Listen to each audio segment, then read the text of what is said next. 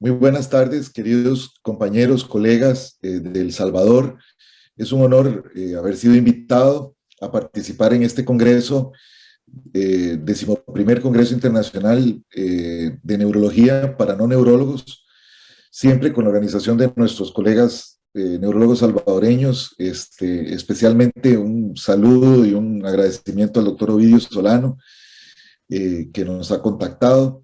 El tema que vamos a tratar esta tarde es epilepsias farmacoresistentes, y vamos a hacer una pequeña mención sobre las epilepsias autoinmunes que entran dentro de estas epilepsias farmacoresistentes. Después de mi charla vendrá el doctor Roberto Caraballo de la Argentina, que también nos hablará de encefalopatías epilépticas en el niño, que son epilepsias farmacoresistentes. Y después hablará el doctor Mario Alonso, que es nuestro actual presidente de la Comisión Latinoamericana de la Liga Internacional contra la Epilepsia, quien hablará del abordaje quirúrgico precisamente de estas epilepsias farmacoresistentes. Para entrar en materia, todos sabemos que la actividad del cerebro es una actividad no sincrónica. La corteza, mientras yo estoy moviendo la mano, se está activando una parte, estamos pensando se está activando otra. Sin embargo, las crisis epilépticas son producto de descargas hipersincrónicas de la corteza cerebral. Esto es lo que va a provocar una crisis epiléptica. Estas descargas hipersincrónicas se deben, en algunos casos, a trastornos genéticos de la membrana de las neuronas, como todos sabemos, y en otros casos son producto de alteraciones de la citoarquitectura neuronal, como este quiste proencefálico después de un infarto cerebral, en donde ya hay una lesión estructural y ahí hay un trastorno de la conducción. En los trastornos genéticos tenemos que tomar en cuenta básicamente los canales iónicos. En las epilepsias, la mayoría de las epilepsias, sobre todo las epilepsias focales, lo que tenemos son involucrados canales iónicos del sodio. Y si la secuencia de aminoácidos varía debido a una mutación en estos canales iónicos, el comportamiento del canal cambia y esto va a inducir descargas hipersincrónicas. Entonces, tenemos epilepsias genéticas, fundamentalmente, también que las podemos llamar canalopatías, porque son alteraciones en los canales iónicos, ya sea aquellos regulados por voltaje o aquellos regulados por ligandos, que son los que reaccionan ante neurotransmisores como el glutamato, el GABA, mientras que los canales iónicos son fundamentalmente los del sodio, potasio, calcio, cloruros, etc. Hay también, entonces, esas eran las genéticas. Después tenemos las adquiridas o neuroestructurales, en donde, como decíamos, hay alteraciones de la citoarquitectura neuronal que provocan una alteración del ambiente iónico, como lo haría un tumor, un infarto, un trauma, etc. Esas son las adquiridas. Entonces, las genéticas son fundamentalmente las canalopatías y las adquiridas son generalmente lo que van a provocar son trastornos de la glía neurona.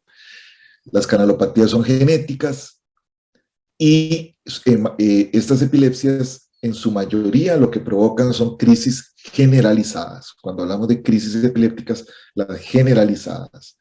Mientras los trastornos glía neurona van a ser epilepsias lesionales y que en su mayoría se van a manifestar por crisis focales, que es lo que antes llamábamos crisis parciales. El término crisis parcial ya no se debe utilizar y debemos hablar de crisis focales. Sin embargo, existen traslapes. Una epilepsia genética puede venir con un trastorno estructural, como la esclerosis tuberosa, las displasias corticales. Y también podemos tener canalopatías que generan crisis focales, epilepsias focales genéticas, como la epilepsia rolándica, etc. Entonces, existen traslapes. Esto es como una introducción a los mecanismos involucrados en la mayoría de las epilepsias. Y ahora vamos a ir entrando en materia con esto de la farmacoresistencia, porque, bueno, aquí tenemos a los fármacos. Y nosotros vemos que los primeros fármacos que se utilizaron fueron los bromuro a mediados del siglo XIX en Londres. Después apareció el fenobarbital a principios del siglo XX, en 1911, la fenitoína en 1937, valproato ya en los 70s, la carbamazepina en los 60. Entonces tenemos una primera generación en donde están todos estos grandes medicamentos. Después viene una especie de segunda generación intermedia en los 70s, 80s. Y como vemos, hay una tercera generación de medicamentos que se dispara a partir de los años 90, en donde tenemos medicamentos como la oscarbazepina, la motrigina, la gabapentina, levetiracetam, que es un medicamento muy utilizado hoy en día, la cosamida, un medicamento más reciente, el perampanel, el cenovamato actualmente, en fin, una gran cantidad de nuevas drogas en los últimos 20 años, 25 años. Sin embargo, esta gran cantidad de drogas nuevas no necesariamente han modificado gran cosa el perfil del control de una gran cantidad de pacientes que siguen siendo fármaco-resistentes y que, como veremos, representan alrededor de 1/3 y hasta un poquito más de 1/3 de todos los pacientes con epilepsia. Entonces, ¿cuál es el estado actual del tratamiento anticonvulsivante? ¿Quiénes pueden ser considerados fármaco-resistentes? ¿Cuál es la definición de un paciente con una epilepsia fármaco-resistente? ¿Cuántos son estos pacientes? El impacto de estos nuevos medicamentos en el tratamiento de ellos. Y entonces vemos que tenemos, para definir epilepsias fármaco-resistentes, tenemos primero que nada la incapacidad para alcanzar un control de crisis a pesar de un número correcto de drogas. Y de acuerdo a la definición del Task Force de la Liga Internacional contra la Epilepsia, es la utilización de 2 medicamentos de primera línea, 2 medicamentos lógicamente correctos de acuerdo al síndrome que este paciente presenta. Se puede utilizar un medicamento, el paciente sigue teniendo crisis, este medicamento se lleva hasta dosis máximas tolerables. Si sigue presentando crisis, podemos utilizar un segundo medicamento, ambos en monoterapia o incluso combinados.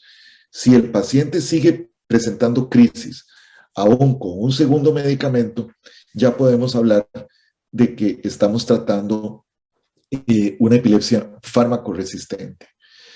Como decíamos, es llegar a la dosis máxima tolerada del medicamento, que no necesariamente tiene que ver con los niveles séricos. Después, decíamos, 2 y en algunos casos 3 medicamentos, pero ya con 2 medicamentos que hemos utilizado, como les decía, en dosis máximas tolerables, ya sea en monoterapia cada uno o incluso combinados, si el paciente, si la persona sigue presentando crisis, ya estamos ante una epilepsia fármaco-resistente. Un ejemplo, a principios del siglo XXI, de algunos de estos medicamentos de segunda, tercera generación, el impacto que generaban. Si hablábamos que teníamos más o menos un 35%, 40% de pacientes con epilepsia que no estaban respondiendo a los medicamentos con los que contábamos, el advenimiento de estas nuevas drogas en algunos casos mejoraba 3, 5%, no gran cosa, y a veces por periodos limitados de tiempo, no en forma ya permanente. Entonces, estamos estancados desde hace muchos años, más o menos en ese 30-35% de pacientes que siguen presentando crisis a pesar de nuevos medicamentos. Este es también a principios del siglo XXI, en Gran Bretaña, los estudios de Martin Brody y Kwan, que son clásicos en la definición de pacientes fármaco-resistentes, y entonces veíamos en los pacientes tratados en la seguridad social los resultados, por ejemplo, ante una primera monoterapia, alrededor del 50% de los pacientes lograban control de crisis. Cuando se probaba un segundo medicamento, podíamos pasar de alrededor de un 50% a un 60-65%. Y a partir del segundo medicamento, ya si estábamos probando un tercer medicamento, las probabilidades de éxito no eran mayores al 3%. Entonces, es como el dicho que dice, por la víspera se saca el día. Si ya no hemos tenido buenos resultados con una primera o una segunda droga, las posibilidades de éxito disminuyen en forma radical. Esto también es un update que le hace Brody y Kwan a su estudio en el 2012, y en donde después de unos 10 años no tampoco había gran cosa en el resultado. Los porcentajes eran muy semejantes. Otro estudio muy importante es el SANA, también en Gran Bretaña, en donde ellos, además de ver más o menos los mismos números de lo que estaba reportando Brody en Escocia, señalaron algunos factores pronósticos interesantes, o sea, no solo la respuesta inicial al medicamento, sino el tipo de paciente en donde ya se podía empezar a sospechar la eventual falla al tratamiento. Y factores que intervenían en esto, que incidían en esto, eran sobre todo el sexo del paciente, la edad de este en el momento de la falla terapéutica, el tiempo en que se evaluó si estaba haciendo falla o no, y ahora les voy a explicar en qué tiene que ver esto. Si existía algún tipo de lesión neurológica, no es lo mismo un paciente con una resonancia magnética del cerebro normal que un paciente que tiene una lesión. O sea, las epilepsias lesionales tienden a ser más resistentes. También el número total de crisis tónico-clónicas generalizadas que ha presentado ese paciente antes de fallar a tratamiento. O sea, y si existe una larga historia de crisis en ese paciente sin haber recibido tratamiento, eso también es un factor de mal pronóstico. Y esto es importante mencionarlo porque es importante el tratamiento temprano de las epilepsias. Y en algunas regiones de nuestro continente todavía existe gran dificultad de mucha gente para accesar los tratamientos correctos, las evaluaciones correctas, y entonces puede ser que en algunos lugares se están viendo pacientes que ya tienen mucho tiempo de estar padeciendo de su epilepsia, de estar presentando crisis, no han recibido ningún tipo de tratamiento, y eso los ubica o los tiende a ubicar en el grupo eventual de los fármacos resistentes. El tipo de crisis también incide, y como ya habíamos mencionado, el que exista o no una lesión en una tomografía o en una resonancia también juega en contra el advenimiento de un buen control de estas personas. Entonces, por ejemplo, en una falla, un primer tratamiento, pacientes jóvenes sin crisis tónico-clónicas, resonancias normales, por ejemplo, tenían mucho mayores probabilidades de tener un adecuado control en los primeros 12 meses de tratamiento. Mientras que la mitad de los que ya fallaban una primera droga, fallarían una segunda. Otros factores significativos, ya lo mencionábamos, las lesiones en resonancia o en tomografía, y también podemos concluir que el paciente que no hemos controlado adecuadamente en los primeros 12 meses, probablemente vamos a seguir teniendo problemas, o probablemente se va a convertir, ya es un paciente fármaco resistente que requerirá evaluación para otro tipo de terapias. Hay también síndromes epilépticos, o sea, hablábamos también de lesión en resonancia o en tomografías, pero también hay síndromes genéticos epilépticos que generalmente no son de muy buen pronóstico y tienden a ser fármaco-resistentes. Ejemplos, el síndrome de West, que lo vemos en lactantes, ¿verdad? La hipsarritmia, los espasmos infantiles, el síndrome de Lennox-Gastaut en niños preescolares, la epilepsia mioclónica severa, ejemplo, el síndrome de Dravet o progresiva, el síndrome de Landau-Kleffner. También, y ya está claro, la presencia de lesión, y hay epilepsias genéticas que tienen lesión estructural como la esclerosis tuberosa, las digenesias y otro tipo de lesiones adquiridas como los tumores, los infartos. También hay crisis, tipos de crisis, porque están los síndromes y están las crisis. Un síndrome, cada paciente lo que tiene es un síndrome nada más.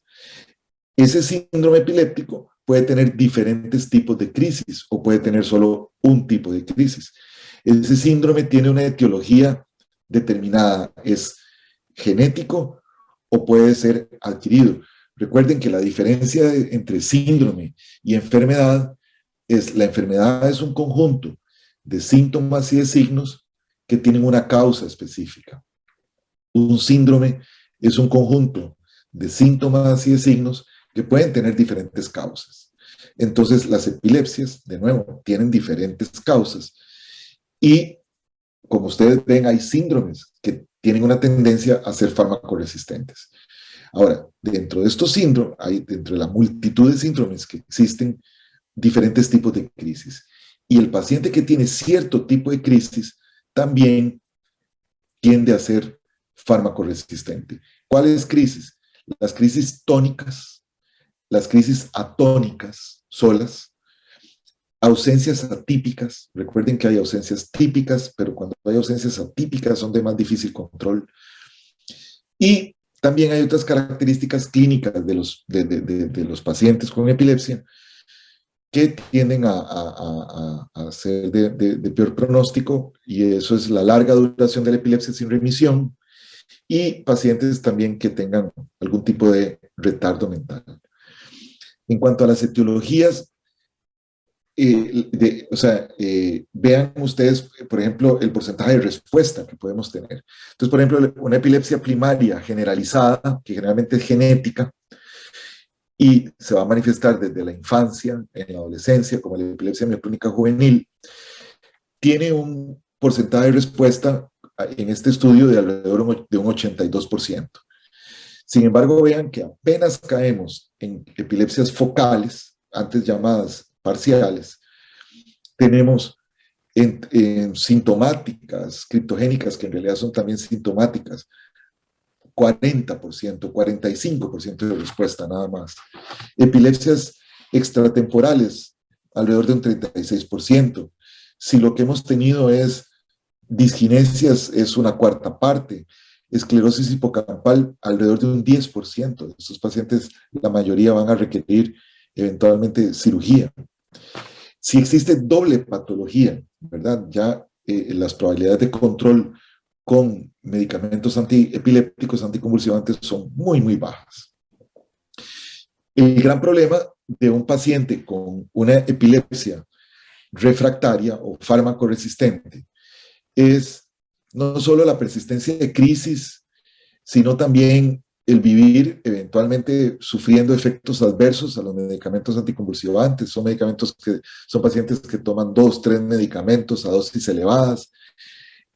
Estos medicamentos también les provocan problemas cognitivos, problemas en el sistema educacional para progresar ellos profesionalmente en su vida, trastornos en la conducta, en trastornos afectivos, también por los mismos medicamentos y por la epilepsia, lo que les restringe su calidad de vida.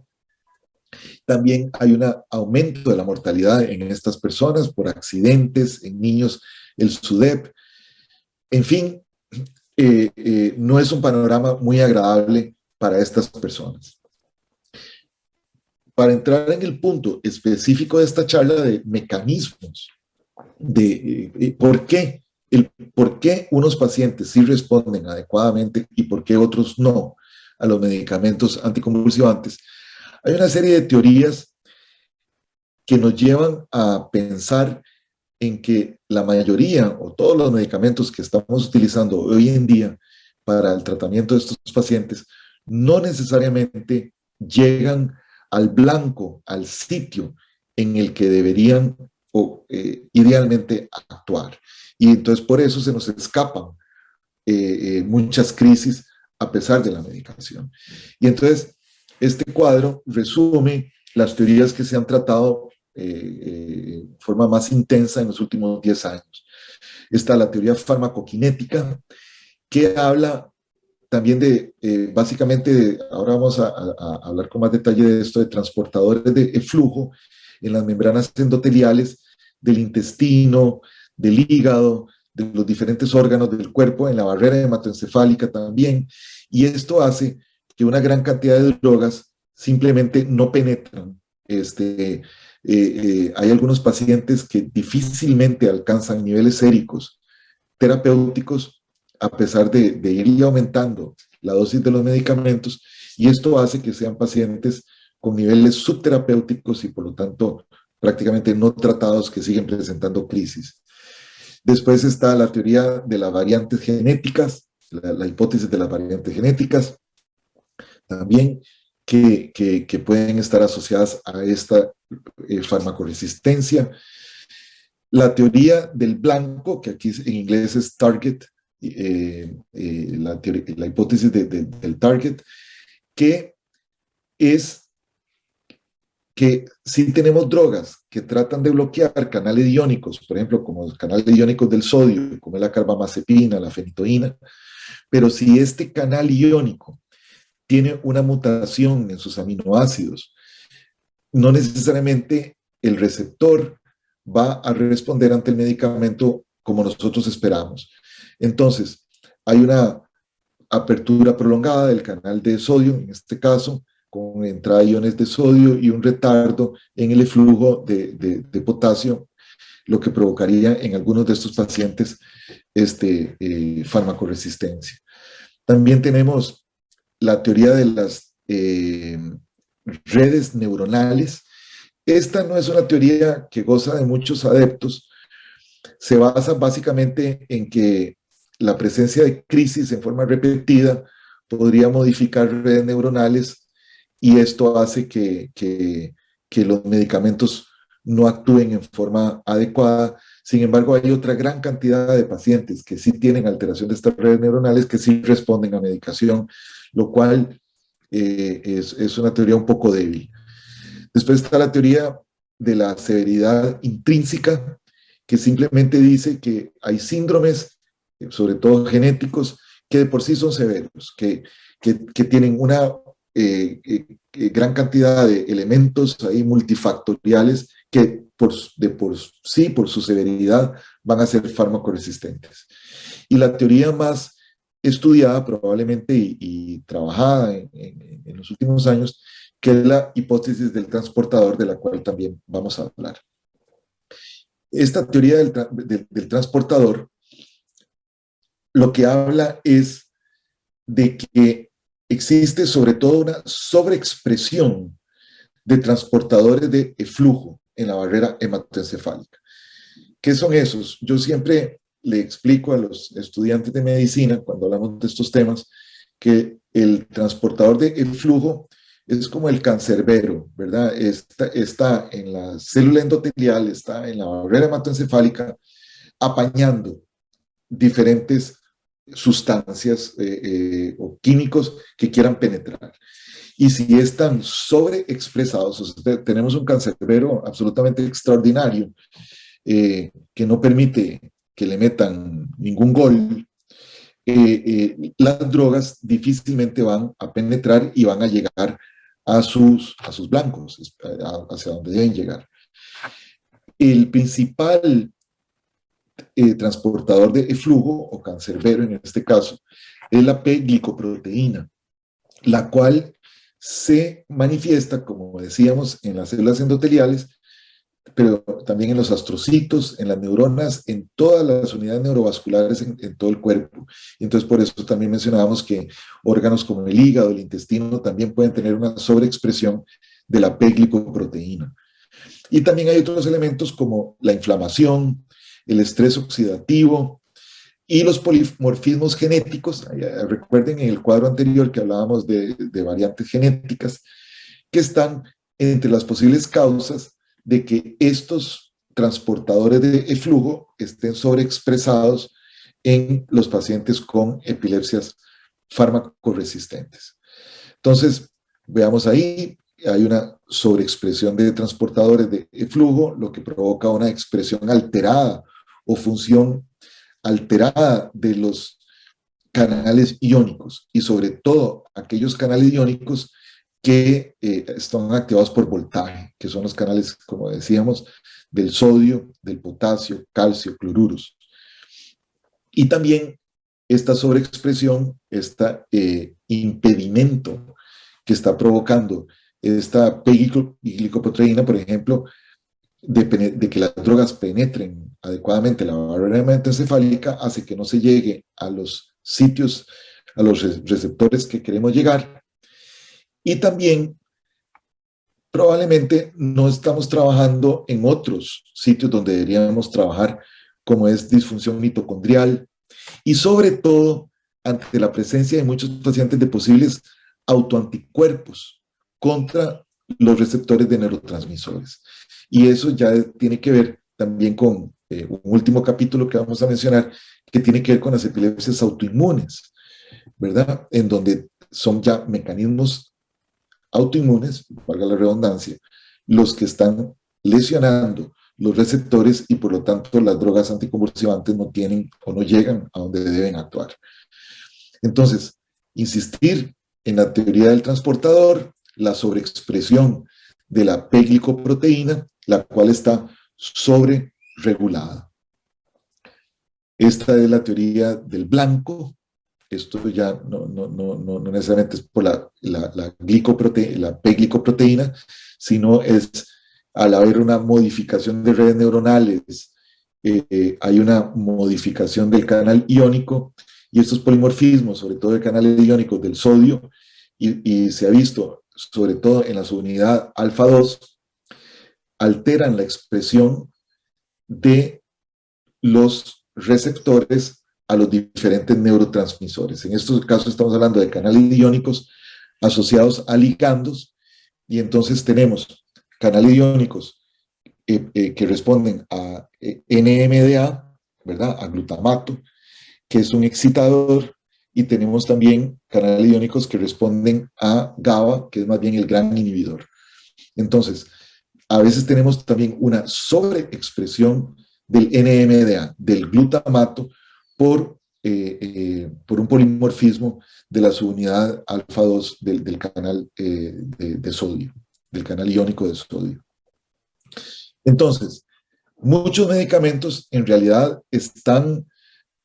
no le están llegando a los sitios en donde deberían llegar, no están actuando donde deberían actuar. Y entonces, esto hace que estos pacientes sigan presentando crisis, además de otros factores que mencioné anteriormente, como la probable presencia de autoanticuerpos en estos canales iónicos. Entonces, insisto, estos autoanticuerpos a canales iónicos mediados por ligandos, sobre todo de NMDA, hacen que se sobreexpresen, hay una sobreexcitación, y también hay una disminución de la inhibición, que en este caso estaría mediado por GABA. Un ejemplo de epilepsias, en algunos casos catastróficas, autoinmunes, son las encefalitis por anticuerpos contra el receptor de NMDA. Y es también un tema que hemos venido reconociendo cada vez más en los últimos años.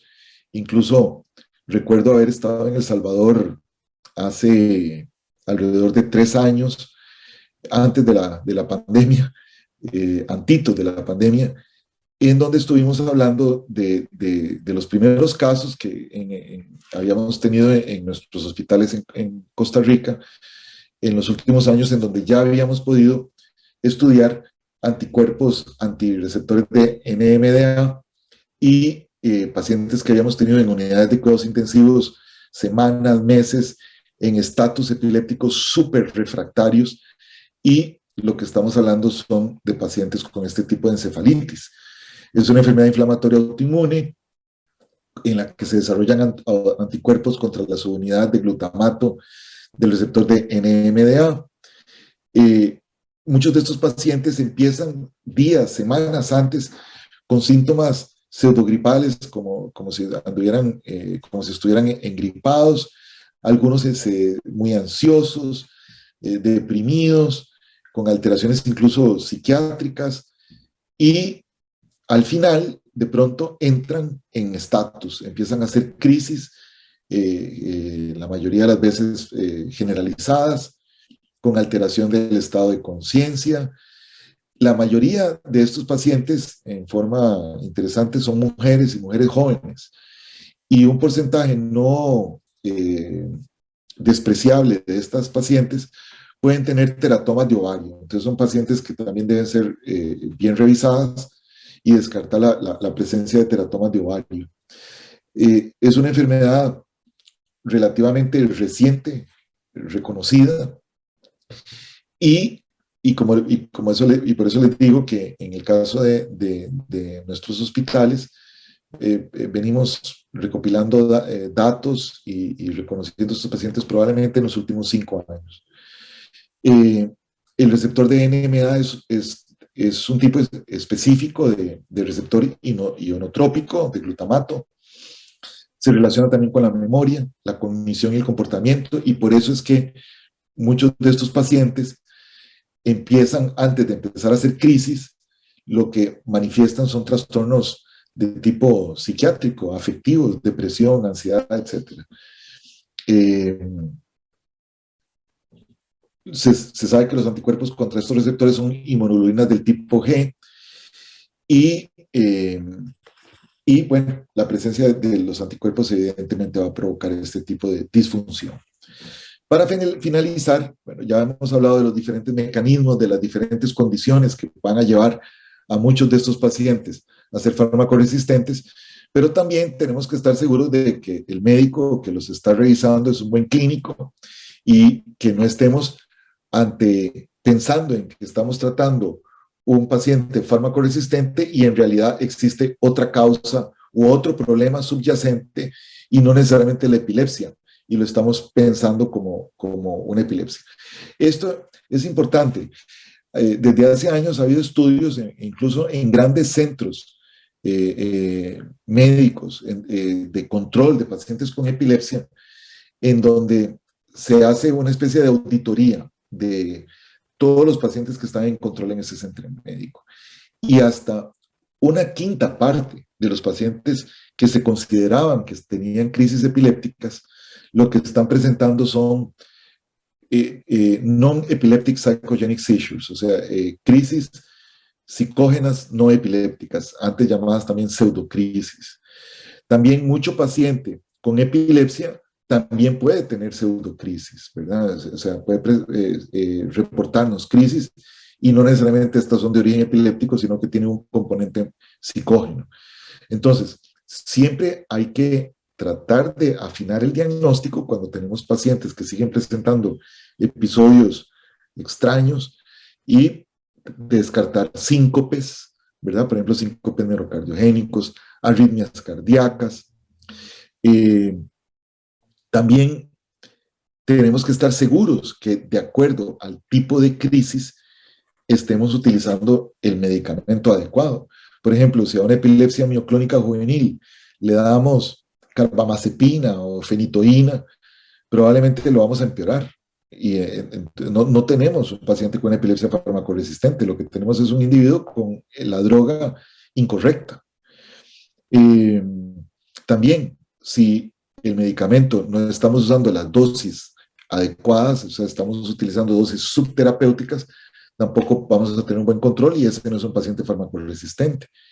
Y también, si es un paciente que consume otro tipo de drogas, no se toma la medicación, en fin, consume alcohol en exceso, probablemente no sería un fármaco resistente, sino que él mismo es el que nos está llevando a esta condición por su estilo de vida. Entonces, ¿cuáles son las propuestas, lo que se viene trabajando en el presente y lo que se seguirá trabajando a futuro para resolver este gran problema que tenemos con esta gran cantidad de pacientes?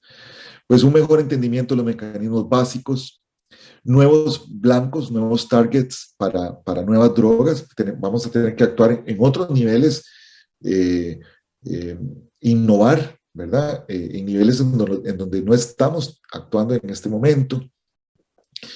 En el manejo, también un mejor manejo del inicio, difusión y terminación de una crisis, o un mejor entendimiento de esto.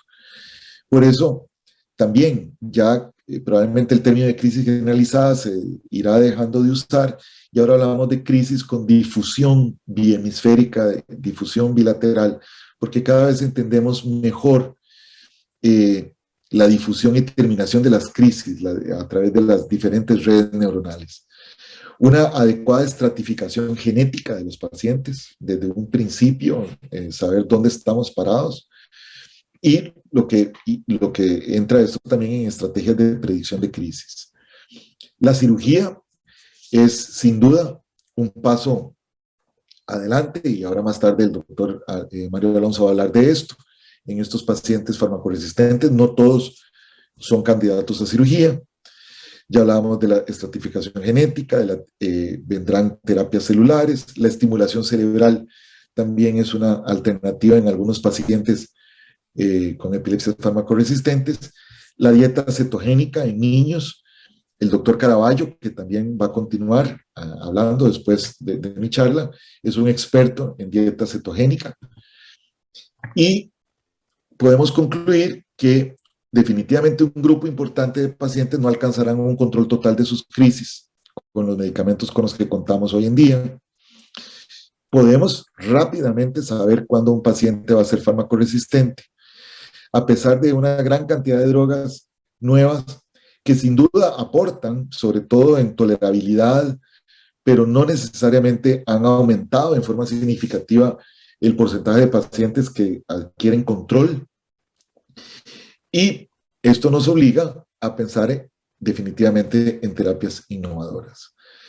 Esta es la última diapositiva, que es un cuadro de Karl-Heinz Geier en Alemania, alemán, que representa en forma extraordinaria un poco lo que ha sido la epilepsia a lo largo de los siglos para la humanidad. Y entonces vemos esa montaña imposible de superar, ¿verdad? Es como el Himalaya, es la epilepsia. Tenemos los cuervos por la asociación de la epilepsia en muchas culturas en el pasado, incluso con fenómenos de posesión demoníaca, exorcismos. A la derecha tenemos ahí un convicto ahorcado, sangrando, y en algunas culturas también en la Edad Media se bebían la sangre de estos convictos para sanar a los pacientes con epilepsia. San Valentín, el santo de los pacientes con epilepsia, sale a la izquierda. Pero dentro de toda esta cuadro un poco triste, tenemos una llave, tenemos esa puerta que encima tiene la T del tratamiento, y al final la puerta, al final de esa puerta, el túnel con la luz al final del túnel. O sea, seguimos trabajando en esto y sabemos que existe esa luz al final del túnel, en la cual en algún día probablemente podremos tener a prácticamente todos nuestros pacientes bajo control y teniendo una adecuada calidad de vida. Muchas gracias por haber participado, por haberme recibido, escucharme, y de nuevo un honor estar presente con todos nuestros colegas salvadoreños. Un abrazo a todos, muchas gracias.